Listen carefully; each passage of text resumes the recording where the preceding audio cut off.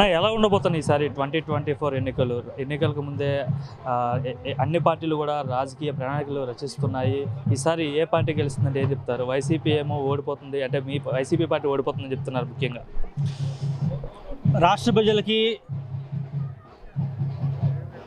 రాష్ట్ర ప్రజలు నమ్ముకున్న జగన్మోహన్ రెడ్డి గారికి, ఆ భగవంతుని నమ్ముకున్న జగన్మోహన్ రెడ్డి గారికి ఖచ్చితంగా రానున్న రోజుల్లో 2024లో వైఎస్ఆర్సీపీ ప్రభుత్వం, జగన్మోహన్ రెడ్డి గారి ప్రభుత్వం ఏర్పడుతుంది మేము ఖచ్చితంగా చెప్పగలం. మరలా మేము ప్రతిపక్షాల వాళ్ళకి ఎవరైతే వైఎస్ఆర్సీపీ మీద దుమ్ము లేపుతున్నారో వాళ్ళకి ఒకటే చెప్తున్నాం, జగన్మోహన్ రెడ్డి గారి ఆటలో మీరందరూ పావులండి.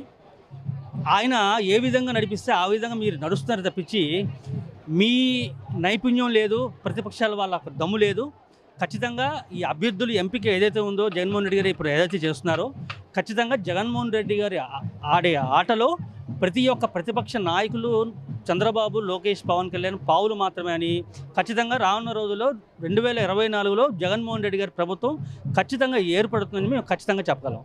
ఏదైతే అభ్యర్థులు మారుస్తున్నారో ఈ అభ్యర్థులు మార్చడం వల్ల వైసీపీకి పెద్ద ఎత్తున డ్యామేజ్ అవుతుంది. ఏదైతే అసమ్మతి నాయకులంతా కూడా ప్రతిపక్ష పార్టీలకి అంటే ఇప్పటికే జనసేనలో కావచ్చు, లేదంటే తెలుగుదేశం పార్టీలో కావచ్చు, లేదంటే కాంగ్రెస్లో జాయిన్ అవుతున్నారు కదా, మరి దానివల్ల వైఎస్ఆర్ కాంగ్రెస్కి పెద్ద ఎత్తున ఇబ్బంది వచ్చే అవకాశం అంటున్నారు.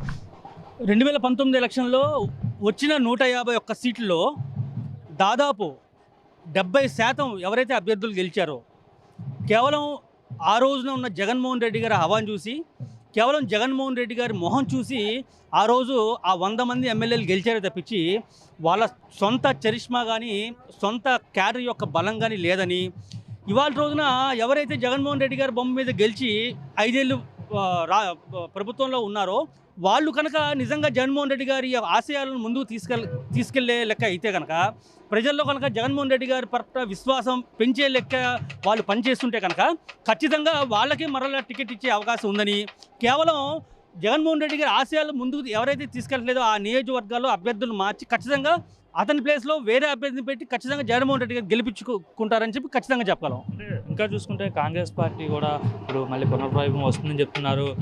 సరిమ్లారెడ్డి ఈరోజు ఆంధ్రప్రదేశ్ కాంగ్రెస్ పార్టీ అధ్యక్షురాలుగా అయితే బాధ్యతలు చేపడుతున్నారు. ఆమె కడప ఎంపీగా పోటీ చేయబోతున్నారని అయితే ప్రచారం చేస్తుంది. ఒకవేళ కడప ఎంపీగా పోటీ చేస్తే అక్కడున్న వైఎస్ఆర్ కాంగ్రెస్ పరిస్థితి ఏంటి?